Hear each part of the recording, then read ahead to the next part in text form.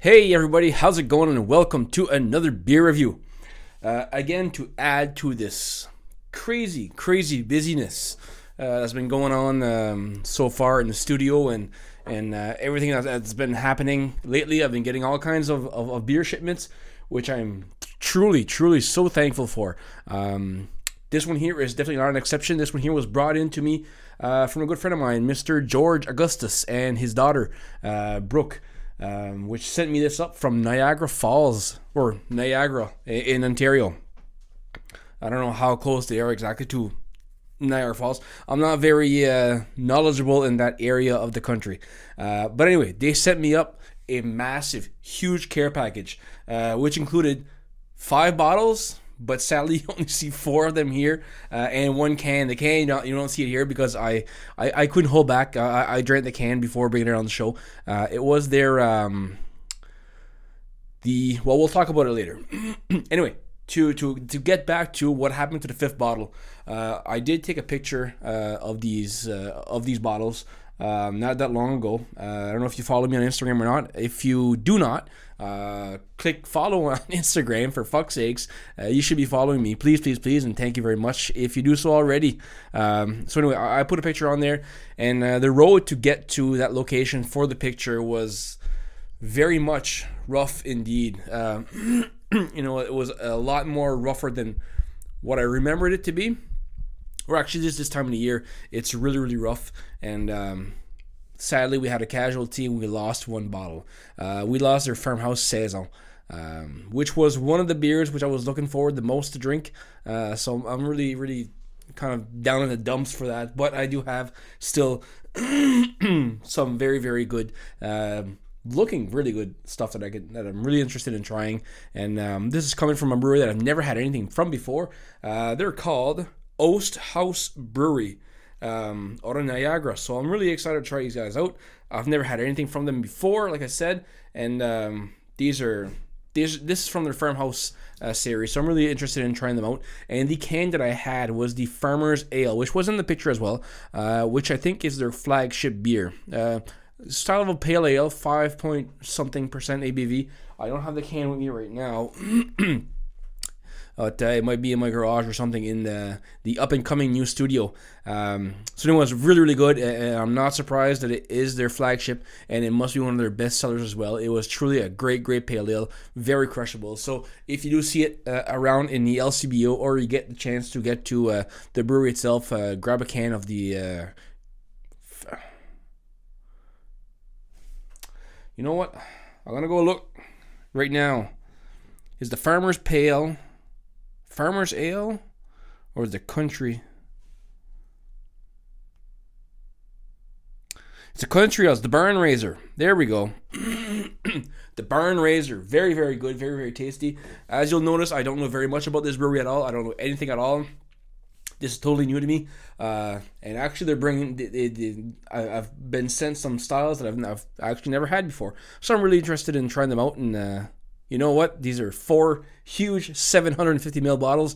And you know what the hell? We're in quarantine. I'm having a massive, huge beer tasting on my own. And I'll take you guys along for a part of the ride. So again, a big, huge shout out to George and Brooke for sending me up some amazing beers. Hopefully some amazing beers. I don't know anything about it. So we'll see. We'll go through them. So the first one here that we'll start off with is the Bière de Masse. And we'll just go in the back here and read what they've got in the description. It says, brewed in March in the Farmhouse Ale tradition, Bière de Masse gets an extra souring ferment, imparting a fruity tartness. Folks say pigs fly when they can have sweet and sour in one delicious beer. Look out, Bière de Masse just delivered. Toast. So sweet and sour. I'm really interested in this one here. Being that it's not something that you see in a beer very often, so definitely excited to try this one out. And you know, they're all part of the Farmhouse series. I love Farmhouse style beers. They're always really tasty. They're really interesting. They're more than likely thirst quenching all the time.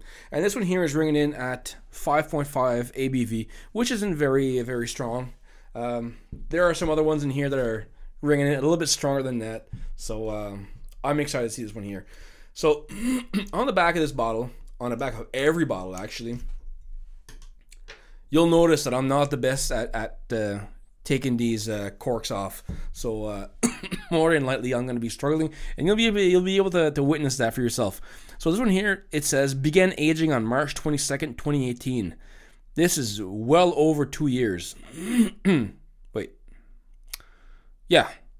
It's not well over 2 years. It's just over 2 years. So whether this was bottled on March 22nd, 2018, or whether it aged in barrels, or I have no idea when this thing here was aged, but it does have some nice age to it, which should bring out some pretty spectacular flavors, and I'm really looking forward to it. So without further ado, let's see how much I'm going to struggle with this cork. Oh, it's coming out very easily, actually. Oh, that sound is so beautiful. Smells really great. So far, this one here is definitely alive.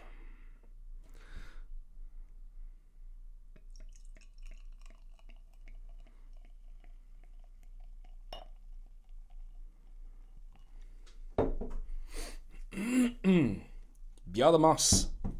Let's check it out. It's got a fairly nice color to it. Darker copper. Nice haze to it. You're definitely getting that sweet aroma, fruits and everything else. It smells really, really great. I'm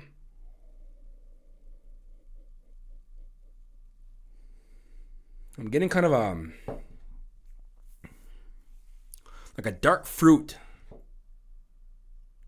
plum kind of aroma to it. Very interesting.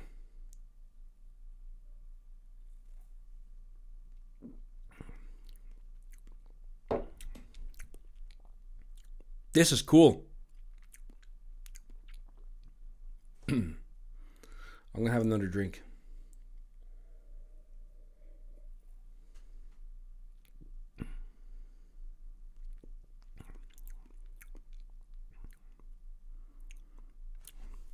This is really nice.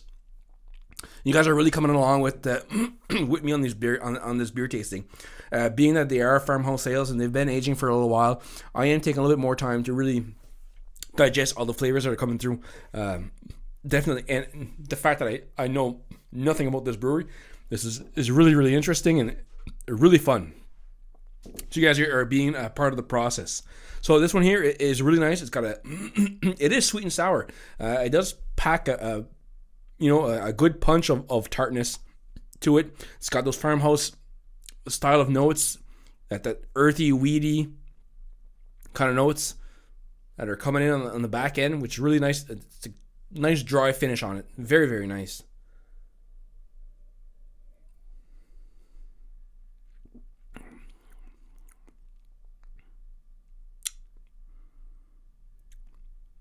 This is definitely a really nice beer. I'm truly enjoying it. I kind of just want to sit here and just relax and really enjoy all the flavors that are coming through in this beer. Really, really well crafted. This is really nice. And having it being 2 years old, I'm sure it is really popping out a bunch of flavors. And definitely, I'm truly enjoying it. This is absolutely wonderful.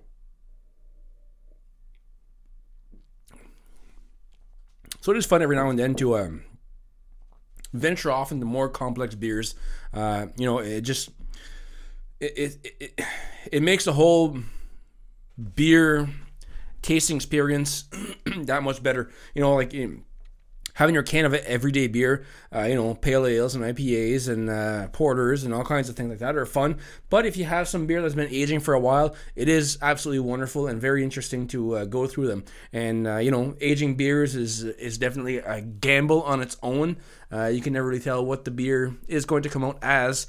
You hope that it does age well, but sometimes you can have some mistakes in either the corking or stuff like that. It just didn't age well. You might have got some oxygen in it. So, but I am definitely not any kind of expert on aging beer. I've mentioned it to you guys many times before. I drink way more than I buy. So sadly, I can't age beer. I actually got one bottle setting aside for a buddy of mine, which is the White Picket Fence, another one from Ontario, from Bellwoods, and it's there. It's right there, and I really want to have a drink of it. But I promised it to him, and I'll try to convince him to share it with me after this pandemic is done. For God's sakes, I hope it finishes very soon. So let's move on to the next beer. I don't want to let this glass go, but I have to. It's sweet and sour. It's great. Like, you get that sweetness right off the nose of the drink, and then you get a little bit of tartness, and then you finish off with those farmhouse notes, that just earthy notes. Very tasty, very good. I don't know what to tell you. This is a great one. We're off to a great start. I'm really loving this. So this one here is the Bière de Galles. I was already opening up. I'm getting excited. I want to go through these beers as fast as I possibly can, because we are going to be here for a little while. I hope you guys are all hanging on for a little bit. By the time this airs, it might be in a few weeks from the time I shot it. If we're still in quarantine, you guys will still have tons of time to listen to it. So this one here is a Bière de Galles, being that it's a beer that you can hold on to for quite a while. And this one here began aging on April 5th, 2017. So again, I'm not sure if it began aging in the barrels or it started being bottle conditioned as of April 5th, 2017. Either way, this is a very nice age to have on a beer, and I'm definitely looking forward to tasting it. So this one here is this bottle conditioned farmhouse ale was brewed in the northern French tradition using the freshest ingredients in Belgian yeast.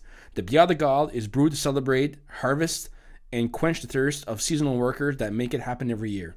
So definitely a beer that'll be thirst quenching, and a beer that the workers would have after a very long shift on the farm. These beers, farmhouse traditional beers, they were brewed by farmers to be consumed on the farm. So this one here is definitely a great representation of that, and I'm super excited to try it out. This is great. This is such a huge package of beer that's been brought over here. It's absolutely crazy. And so far, I haven't struggled with any of the chorus. This one here is coming off very easily as well. Oh. There's not a better sound in the world than that. This one here has got some interesting aromas to it. Very interesting.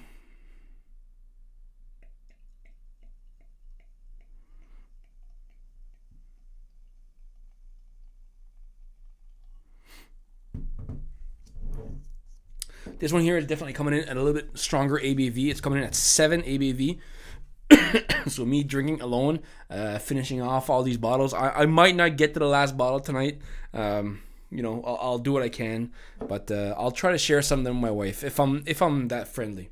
So definitely coming in at a little bit of a darker color than the Bière de Galles. So we'll compare side to side just for the heck of it. Not that it really does anything at all, but we are going to compare and see a little bit of a difference in their color as well. So this one here is definitely a little bit darker, hazy as well. Definitely seems to have quite a bit of life in it as well. Let's see what we got here for aroma. Getting that yeast aroma, Belgian. This really smells great. It's still an active beer, and being that it's been aging since 2017, 7% ABV might not be as accurate as I would think it would be. I'm thinking it would be probably a little bit higher than that, being that it has been sitting for quite a while.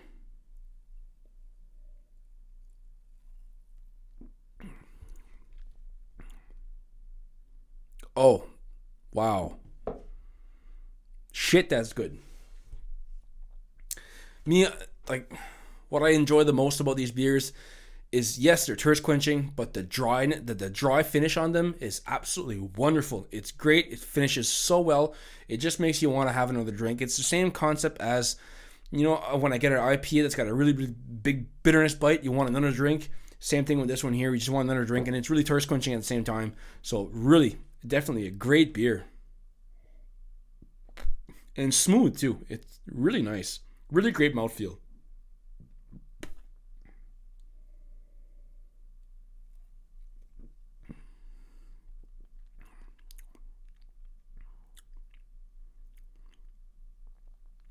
Slightly fruity nose.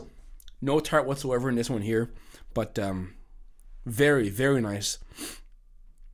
To be quite honest, Bialegal is not a style that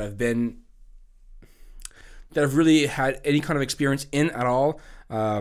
If I'm not mistaken, this is more than likely my first Bialegal. So as of tasting notes and whatnot, I don't have anything to compare to, but I know that this one here was very good, and I do enjoy it. So as far as that goes, I think this is a great Bialegal.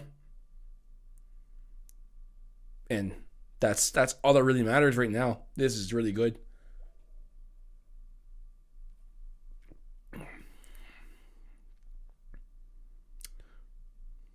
This one wins my vote so far. I'll be choosing a favorite sometime during the episode. It definitely wins my vote. Just because of the way that it finishes on the back end. It's a little bit drier, a little bit more earthy notes. And just the mouthfeel of it is really, really nice.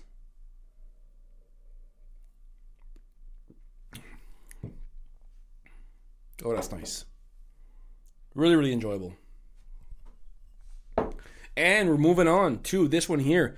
I want to say it like I read it, but something tells me I'm not going to be pronouncing it right. It's the Verjus Sour. I don't know why I think I'm saying it wrong, but I'm really thinking I'm saying it wrong. But we'll call it the Verju or Verju. I don't know. Someone fill me in on the comments and drop a line. Let me know if I'm saying it right or not. But we'll call it the Verju Sour. And this one here is, again, part of the Farmhouse series. Farmhouse Ale Collections, I should say. And this one here began aging on October 11th, 2018. So almost 2 years old. Right? Almost 2 years old. We're in 2020. I'm so mixed in my dates. I've been in quarantine for, as of this filming, I've been quarantined for almost 20 days now. So you really lose a sense of any kind of dates and anything that's been going on right now in the world. So this one here is a natural sour beer created from local verjuice. The pressing of a small underripe green Pinot Noir grapes, high in acidity.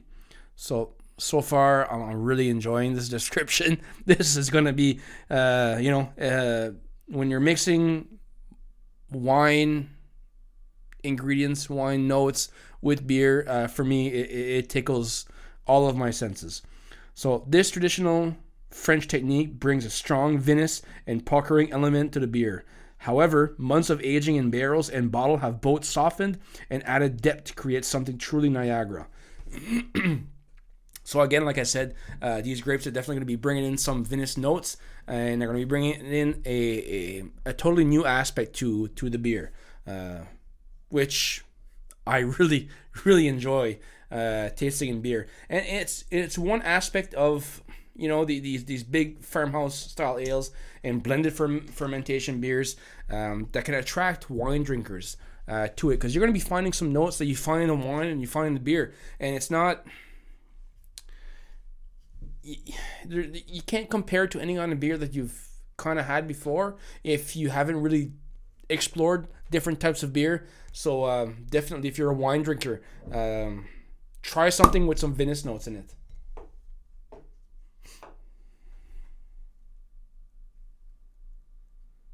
Oh, that smells good too. This is great. So far so good. It's getting better and better. This one here, using grapes, is really tickling my senses big time. I'm expecting a very tart beer, being that it is a sour, using grapes. I'm really digging this one here very much thus far.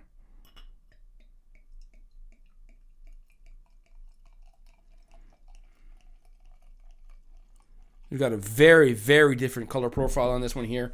Much, much lighter. If we put all three of them aside, I don't know if we're going to be seeing them all together. But I'm not going to be able to. Hopefully, I think you guys can see it all on camera. I got a mirror behind the camera. I can kind of see what's going on. Not that it matters. Again, I'm just showing the colors side by side, and we're just going through what we've been pouring. So definitely a much lighter color.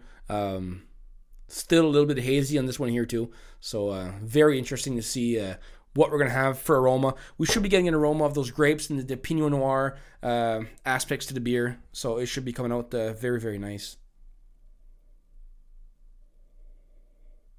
Which is kind of confusing. You know, Pinot Noir being a red wine, and you're getting those notes. It's really coming in through. You're getting those aromas, which is kind of confusing.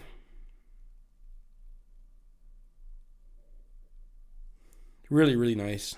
This is a great aroma so far. I'm really, really excited about this one here. So it's been aging for a while, and the ABV on this one here is still pretty high. You're coming in at 6.4 ABV, so still quite a strong beer. These are some very, very strong beers. I'm definitely going to be having some fun tonight. My wife might not say the same.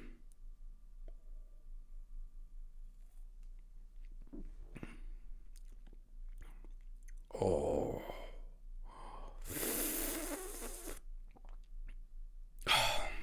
That's good. I didn't put them in an order specifically at all. I went from what I thought would be light to dark. Holy crap, that's good. And they just seem to be getting better and better. And wow.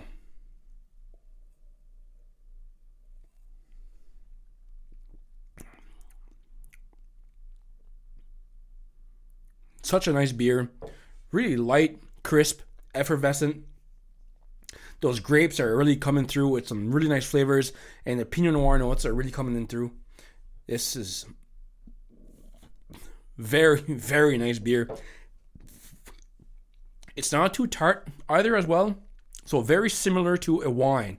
So if you are a wine drinker and you're looking to step into the craft beer world and step into the beer and explore a little bit more, I highly recommend this one here. You're definitely going to enjoy it. You're really going to like it. You're going to be able to relate to the beer. If you've not had any beer before, or if your only beers that you've had before are either micros or pilsners or lagers, and you just can't seem to make the switch, this is definitely something up your alley.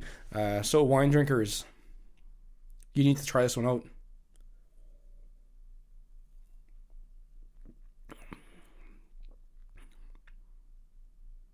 So easy to drink. It's absolutely wonderful. So light in mouthfeel, very crushable. I don't know where they put that 6.4 ABV. It's not, you don't feel it. It doesn't feel like it's not a heavy beer at all. It's very easy to drink. So super, super approachable, lightly tart. And, oh, fuck, that's good. Really, really good. Really tasty. So we'll move this over here just a little bit, because we do have a fourth and last one to go through here right now. So I saved this one here for last because the rest of them weren't put in any order whatsoever, but this one here was saved for last, being that it is the Dark Ass Ale. So the name alone has intrigued me a little bit so far, and the ABV of it is definitely troubling. It's way up there at 7.9% ABV, so definitely a strong beer, and I'm looking forward to it. But the thing is, on this one here, began aging May 23rd, 2016. Again, whether this was aged in barrels before being bottle conditioned, I don't know. Either way, this is a very well aged beer. It should be. I hope it's in its peak. I have no experience whatsoever, like I said before, in aging beers. So I don't know how long they would necessarily last. I know that these types of beers are beers that can be aged very well. So that 7.9% ABV is definitely not accurate at this point. It'll be definitely more than likely be a little bit more than that. So this one here is the Dark Ass Ale from their Farmhouse Ale Collection. Aged in fresh Niagara Cabernet Franc barrels. This medium-bodied, malt-driven brown ale is intentionally fermented with our house Belgian yeast, then bottled conditioned with Brettanomyces for added complexity. So, Brettanomyces being something that I absolutely enjoy, that can bring all sorts of flavors to a beer, from it tasting like a horse blanket to it being just really sour and fruity and all kinds of notes like that. So I really enjoy that, the horse blanket in the right context. So I don't know what this one here is going to be bringing in. It's going to be complex for sure. I'm really excited to try it out. And oh jeez. So this one here was really under a lot of pressure. I did not touch the cork, and we've got a live one here, folks. And let's check it out. It's pouring itself already on its own.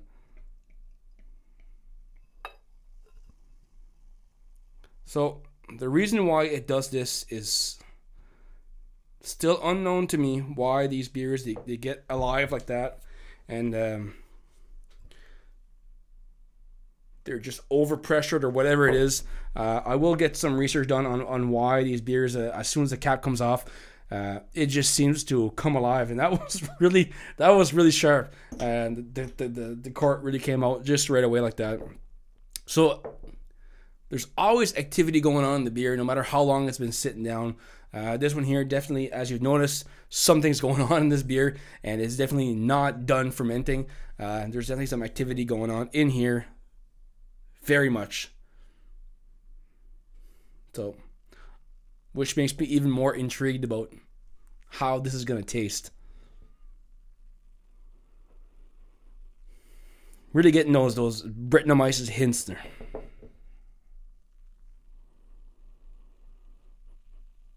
Getting other notes as well, but I just can't. The foam is super, super thick.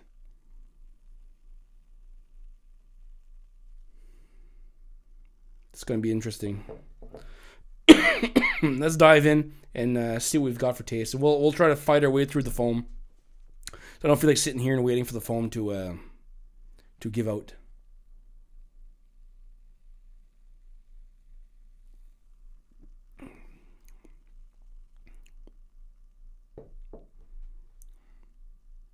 This is an interesting brown ale. Very much.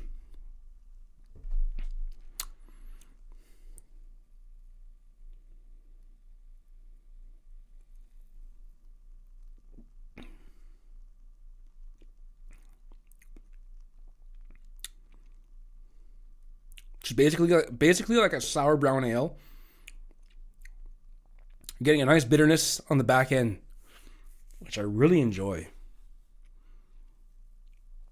It's like a dark chocolate bitterness, really coming in strong.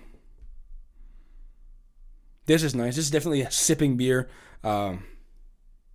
Very nice color to it. The Belgian yeast is really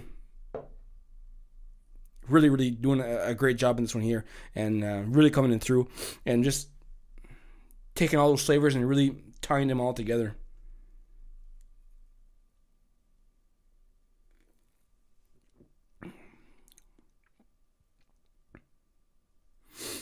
And as well as the Brettanomyces really bringing in a slight tartness to it. It's definitely the most interesting beer of all four. It might not be my favorite one, because I'm not, from the beginning, I'm not the biggest fan of brown ales. That's just for my taste. It wouldn't be for everybody to judge, but that's just there's just my taste. I'm not the biggest fan of brown ales, but if I had to pick a favorite today, I would go with the Virgis Sour. Whether that is the how we say it or not, that is my favorite of the entire bunch. So thank you very much to George and Brooke for sending me up these great beers to taste. I absolutely love them all. I'd say my least favorite one was the Dark Ass Ale. Just plain and simple, because I'm not the biggest fan of dark ales. And but still, nevertheless, very, very good beers. And I hope to one day make my way up to Niagara and check out Oast Brewers and give them a nice tour and check it out and try out more of their beer, because they've got tons and tons of other styles of beers as well. So definitely looking forward to that. So on that note, I'm gonna grab my Virgis Sour right here, and cheers We'll see you next time.